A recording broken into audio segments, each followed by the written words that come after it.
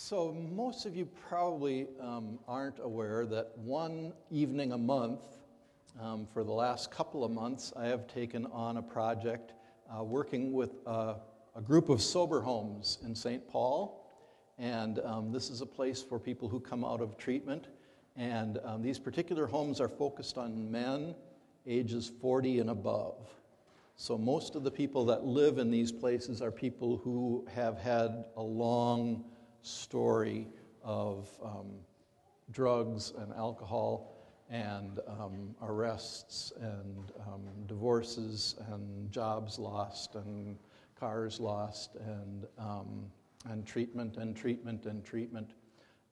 And so the people who run these houses decided that it would be helpful if every person who lives in their place had a person, they call it spiritual counseling or spiritual coaching, that would come and spend an hour with them every month, just specifically working on how God is trying to talk to them in their lives, what's going on in their lives, and how God might be trying to move them in a particular direction with what's going on in their lives. And so last Monday night, I was down there meeting with some fellows, and I met with a man who came in and he had a big bandage on his first finger.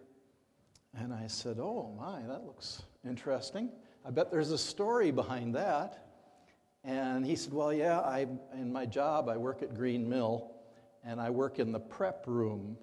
So I'm not a cook, at the stoves. I'm in the room that gets food ready. And one of my jobs is every day I have to shred 20-pound blocks of cheese. So they have this big commercial industrial cheese shredder, and my job is to put the cheese through it and shred it. And unfortunately, I put part of my hand into it and basically took off everything above the top knuckle.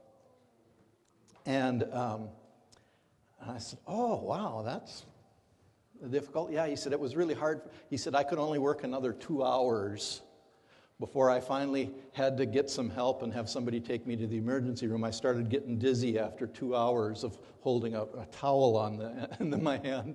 And finally I started to get dizzy, and I thought, maybe I lost too much blood. I better probably go to the hospital. So he got somebody to take him to the hospital. And so I said, well, that's interesting. So let me just get a little bit of background here.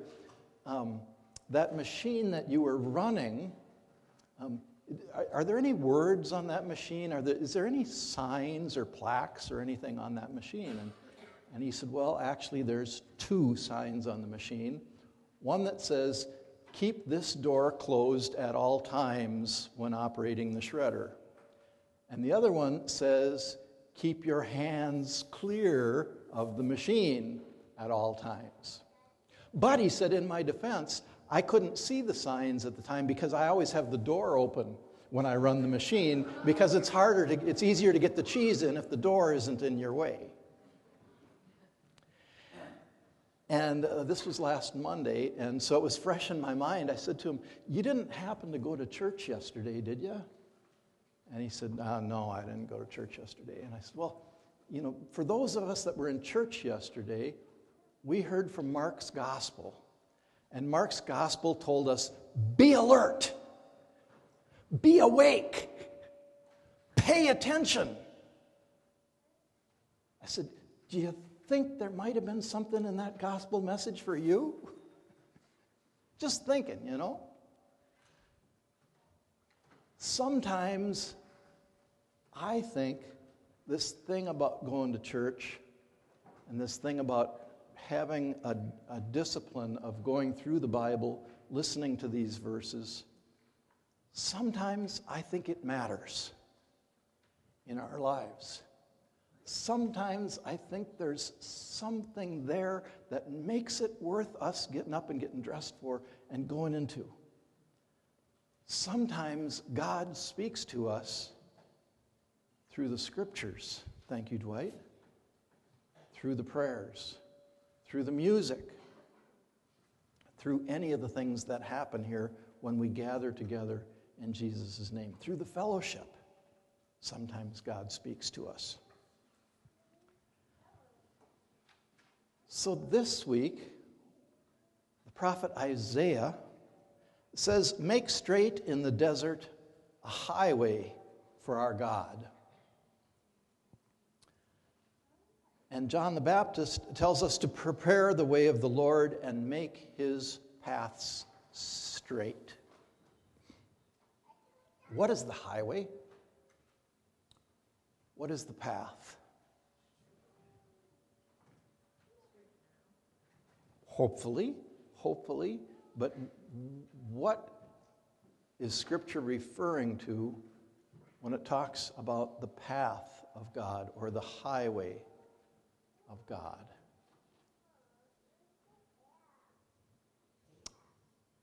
Us, maybe? Maybe us?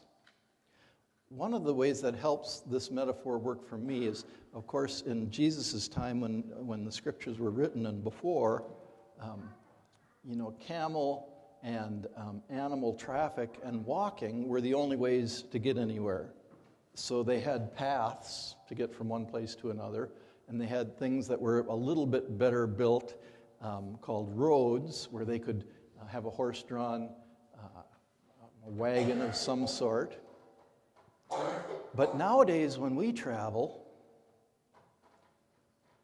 we often don't, especially if we're traveling great distances, we certainly don't walk, we certainly don't ride a horse, we get in a car, or if we're going a long distance, we get in airplanes.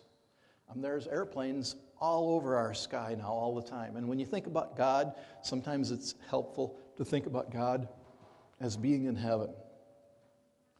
So if you think about God coming to earth, think about, rather than a path or a highway, think about a runway. Because runways need to be really straight, don't they? They need to be really flat. Have you ever seen a runway with a dog leg in it? In roads, dog legs and hills are kind of nice. If you ride motorcycles, like I like to, those are the fun roads, up and down and around, and it's enjoyable and it's great. I sometimes would seek out roads that would be crooked and wavy, because that's where the fun was. But if you're landing an airplane or taking off in an airplane, you want that strip to be dead level, dead flat, dead straight. So if you think of the path or the road or the runway as yourself, and think of God trying to get in, this idea of making the runway flat or straight is about preparing ourselves. Prepare is a big word for Advent, isn't it? Prepare. Be prepared. So in order for God to come to us, we need to fill in the potholes. We need to go to the places where it kind of falls off. We need to shore that up a little bit. We need to find the weaknesses, the soft spots, and we need to strengthen those. And of course, that's not our favorite place to go, is it? Into our weakness, into our deficits. But that's what we're called to do if we want to receive God, which is what Advent, the whole nativity story, is about, us receiving God. We'll take another track at that with Holy Communion here in a few minutes. It's about us trying to receive God. And if you say, well, God already lives in me, I've had Jesus in my life for a long time. I don't need a flat runway. I don't need a place for God to land. I don't need to go in there and work on those things that challenge me. I don't need to work on my prejudices or my resentments or my anger or any of that stuff. God's already living in me. Well, then think about the fact that if God is living in you, maybe God is looking to take off. Maybe God is looking to work through you to do God's work in the world. And that puts us back at ground zero, where we have to go into the darkness We have to go into the challenge of our lives and be willing to do the hard work. These men that I work with this one Monday evening a month, these are people that have to do a lot of hard work. Their runways are a mess. It's a minefield. And yet, one rock at a time, they're working to try to build themselves back, to try to have something that they can offer to God and to their families and to their communities. The whole John the Baptist story that we heard part of today, and we'll hear some more of it next week again, John out there in the wilderness calling these people to come out and be baptized, is the story of God calling us from the temple. These Jews were temple worshipers. That's where everything happened, was at the temple. They actually believed that God's self lived in the center of that temple, in the holiest of holies. And so everything was very controlled and very sterile. And they had animals there. And of course there's slaughtering going on, but it's all in very controlled ways and places. So everything is very sterile in the temple.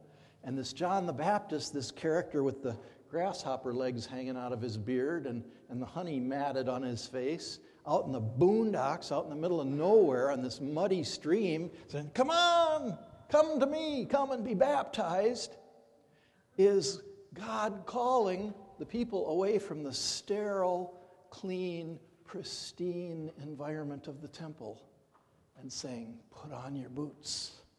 Come on in the desert. Come on in the wilderness. Dig in. Come on out here and wade into this muddy stream and meet God." This discipleship is not a clean, easy path. We're called to go into the darkness, into the challenges in our lives, into the chaos and the unpredictability. And then we need to be prepared to be amazed at what we find there. Because when we find ourselves in our weakness, in our shortcomings, then we're open. That's what breaks us open and allows God in.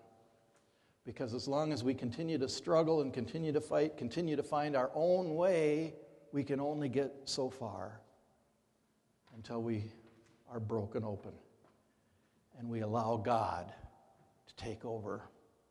That's when we're at our strongest and we have the most potential, is when we're broken open and willing to let God into our lives. So we're called to find that wilderness in ourselves, because we can't fix what we can't see. If we don't look at ourselves, if we don't accept our weaknesses and say, "You know what, this is a challenge for me," we don't have the opportunity to fix it, to work on it, to grow, to improve, to become whole. So we have to be willing to look at ourselves. Everywhere in Scripture that there's a desert or a wilderness or a mountaintop, these are all places that push us to the edge of our humanity. You get to the mountaintop and you look over the side. Those of you that have been to the Grand Canyon and stood on the edge and looked over the side, it makes you very aware of how small you are. It makes you very aware of how small your problems are and how small your power is to change anything in the world. But when you look in the Grand Canyon and you see the vastness of it, you can appreciate the vastness of a God who is all things, all places, all times, all wisdom, forever. And that's a power that we have the opportunity to tap into. So during this Advent season, I invite you all to look for your own potholes. Be aware of when you're with somebody and you have a feeling that there's something more going on here. There's a tension when you walk away from somebody and you don't feel right. What is it about me that's making this relationship difficult? What is it about me that makes it hard to be with my family at Christmas? What is it about me that makes it hard to be with my coworkers outside of the workplace? What is it about me that God is waiting for me to lift up, to fill in, to patch, to make that landing strip right and straight and smooth? Look for ways to prepare yourself to receive the Son of God, which is, after all, our number one calling as disciples, as Christians. We are called to be earthen vessels for the holy.